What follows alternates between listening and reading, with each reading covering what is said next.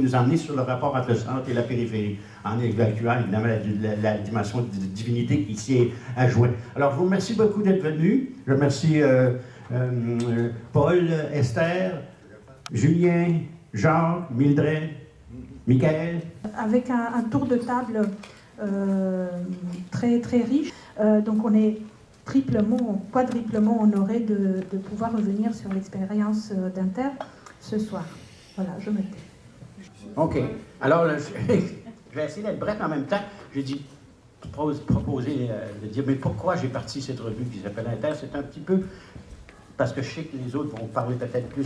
Restani, quand on discutait tout ça, mais dans son conférence ou quoi que ce soit, il a dit, c'est un art, c'est la périphérie qui change les centres.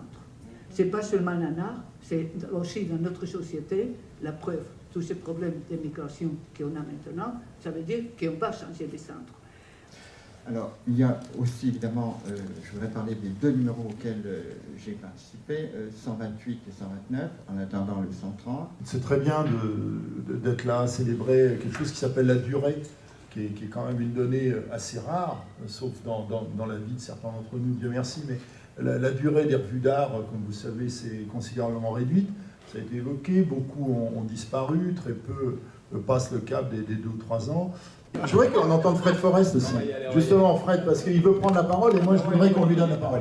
Parce qu'il est en plus dans le dernier numéro, justement, j'ai un peu écrit sur lui. Passez-moi le micro, s'il vous plaît. Oui.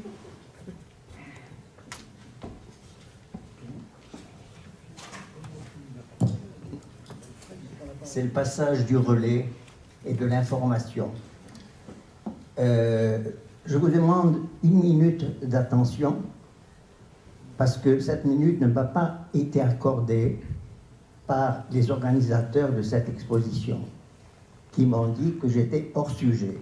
Or, je me l'attribue moi-même en tant qu'artiste. C'est aussi une performance à laquelle vous allez participer parce que je vais lire non seulement 1 minute, mais 3 minutes. Mais vous m'interrompez au bout d'1 minute quand vous le désirez, par différents bruits, des bruits de gazouillis, des bruits de chaises, tous les bruits, des applaudissements aussi. Aujourd'hui, il y a un événement important qui se passe, c'est le prélancement du mouvement pour une éthique de l'art. Je vous demande 1 minute. Tout au long de la vie, je n'ai jamais pu accepter les injustices de toutes sortes qui sont infligées aux artistes. Je n'ai jamais compris leur passivité à cet égard. Dans notre système de l'art, seuls les artistes sont les producteurs de biens. Ceux qui en bénéficient en sont les gestionnaires et les marchands. Les collectionneurs aussi, qui avec quelques venues monnaie, confortent leur statut social ou s'adonnent à la spéculation en passant par les intermédiaires du marché. Les artistes, obligés de composer avec tous ces groupes sociaux, se trouvent placés à leur merci par leur pouvoir financier ou leur autorité administrative. Seuls les artistes du premier cercle, reconnus le plus souvent par copinage, accèdent au statut espéré toute une vie. Mais on est là pour parler d'Inter, non?